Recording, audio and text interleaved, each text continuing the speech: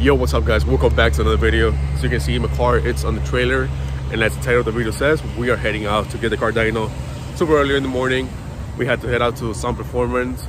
I'll be there by 8:30, so around an hour and 20-minute drive. We got the car in the trailer last night and everything should be good.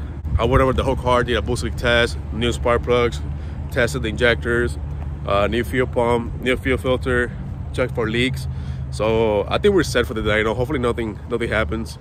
I bought a new truck. If you guys haven't seen the last video, I got a Chevy 2500, and let's see how she does towing. This is the first time I'm gonna be towing with it, so I'm super excited. But yeah, let's head out to the dyno and I'll see you guys when I get there. All right guys, so you can see we're back home. Unfortunately, we cannot get the car tuned. There was a couple stuff that they did not there was a couple stuff that it needs to be done before hitting the dyno, which I know why they're concerned. The main thing is the fuel line. Well, right now it's a little kinked here, but let's see if I can zoom in. It says, as you can see, the fuel lines are almost touching the manifold, and they want me to reroute them underneath the tunnel and then up into the firewall. So I have to get that done. And same thing with the clutch line. I don't know if you guys remember previous videos, the clutch line runs really close to exhaust, and they want me to reroute it as well. So in order for them to do the lines, it was gonna be like $1,300 for like 12 feet of line, which I understand is a shop. They charge, you know, $150 hourly. So I just decided to bring it home, do it myself. I have to go and fix a couple other things. They put a base map on the car, so at least I can at least start it on the 85 now and drive it up the driveway. Of course, it's not drivable on the streets. And so I'm gonna order all the parts that I need, and hopefully next week start working on it. But for now, I'm just gonna take it out, put it back in the driveway. All right guys, so it's been a couple days, actually 5 days since the last clip, and it snowed a bunch. You can see the snow everywhere, and the car's been sitting out here collecting snow. And I finally got all my lines in to do the fuel system so I can go back to the dyno. So I'm about to go and get the car in the garage. My brother's car's in the garage right now. He's working his Evo, but I gotta clean all the snow from it and get her running. And hopefully it starts, because he has a base map on the 85, so I'm not sure it's gonna start. So I guess figure this out right now. Oh, I forgot that I don't have an e-brake. It's gonna roll into my brother's car. I gotta turn the wheel so it doesn't roll in it. Whatever. Let's see. I hope she starts. Oh shit.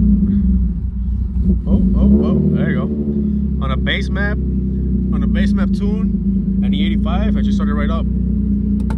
Oh yeah. I have no e-brake, so I gotta put a full lock with the water there if you hold it in place as I hit the car.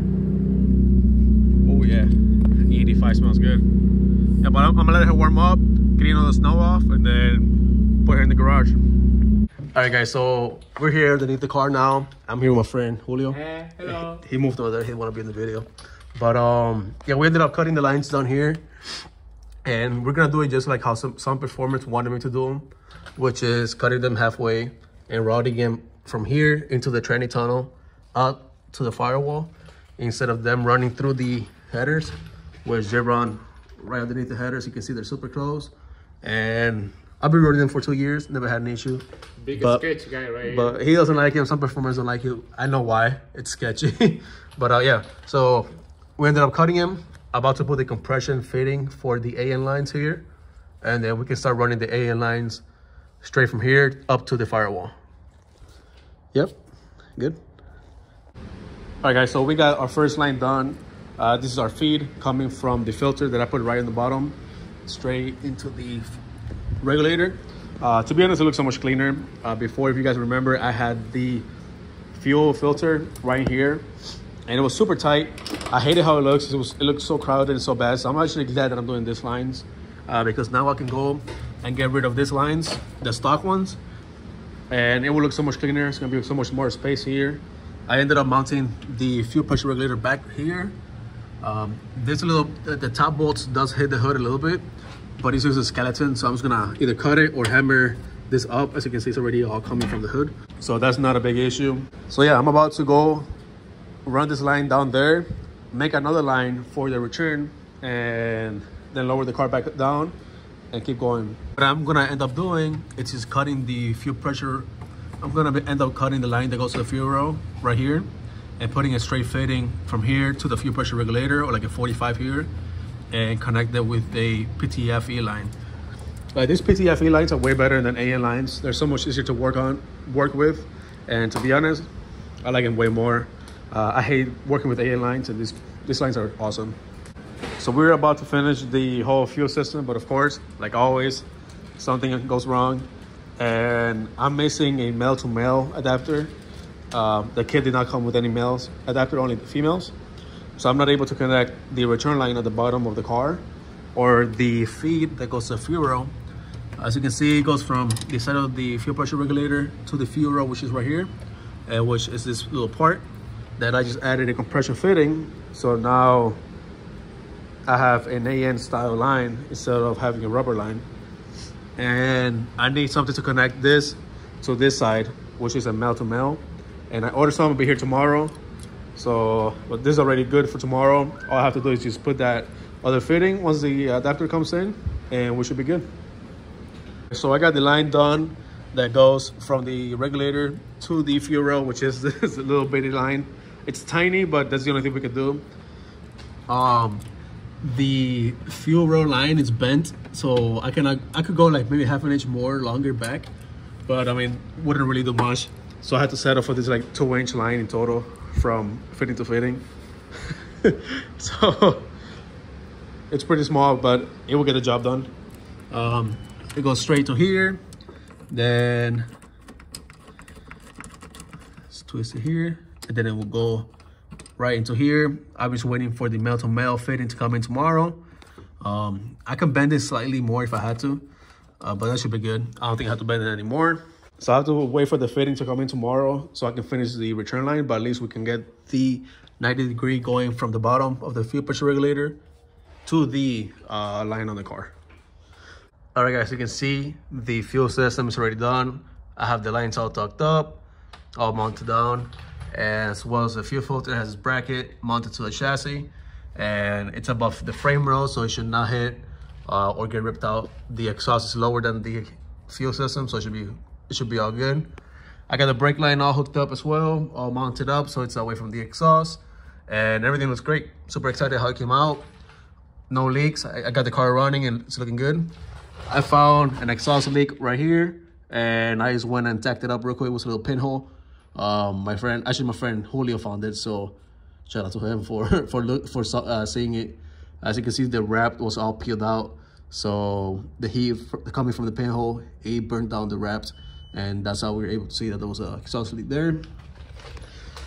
I turned the car on and I checked for any other exhaust leaks, and everything looks good. Nothing else is leaking, so I'm super excited about that. I have an appointment to tune the car on Thursday. It's already Monday. I ordered a new clutch line. As you can see, this one is really close to the exhaust, and I ordered a new one. It should be here soon, but I think we might have to run this one for now.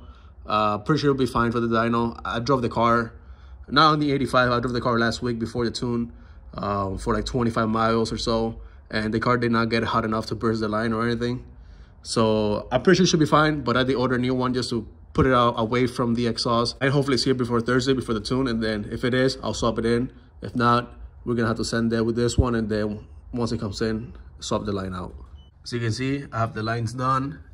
Before I had no vacuum line. I just had the pressure set at 55, which was making the car run a little rich. Now I have the vacuum line set up. It's teed out right here, looks really good. And the lines came out pretty well. I'm pretty excited how they came out. It's a little tight fit here, but like I said earlier, there's nothing I could do to make it fit better. And I mean, it works. There's no issue with it. Right now, I just feel like there's a whole mess in the car with this fuse box just sitting there, these wires, or like, I don't know, like this harness looks so ugly to me, just sitting here. There's a couple stuff that I would like to zip out of the way, which I'm planning to do maybe tomorrow or before the dyno. I would like to get all that done. But first I have to go zip tie all my vacuum lines, that one there, and the one for the boost controller. So I have to get all those lines zipped up, and this should be good for the dyno. But yeah, let's get the car running, make sure there's no leak, even though I already checked earlier, but I was moving lines around and make sure everything was good. Does not hurt to double check. Get it running. And starts up right away.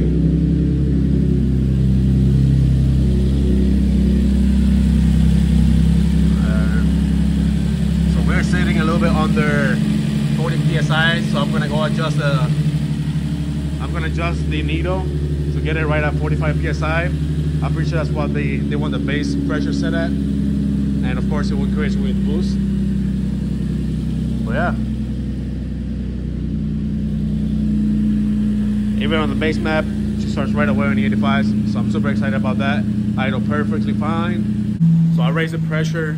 Now it's at 45. It's all good. Like I said, 13 going to the dyno. I'm super excited. Hopefully they let me go. I mean, I already changed what they were more. I already changed what they wanted me to change, which is the fuel line. They didn't mention the clutch line, but I hate they told me that it'll be fine just for the dyno run, but just to make sure I change it, which I already know. It's just like I totally forgot to buy a new line, and now I had to buy it last minute. I should have chose 2-day shipping, and I totally forgot. But hopefully it's here before Thursday, so I can swap it in, and it'll be more safe. But yeah, I'm gonna let the car idle for a little bit, make sure that no lines burst or start spraying everywhere. I did went and raise the pressure like to like 70 psi just to make sure it hold pressure, and it was all good. So I know that the lines should be good, so that's good. To be honest, I like doing the PTFE lines way better than the AN lines, like I said earlier. They're way better and they're super easier to work with, and it's just easier, to be honest. But anyways, guys, so if you guys want to watch this car hit dyno, which should be this Thursday, hopefully, make sure to click that subscribe button, and I'll see you in the next one.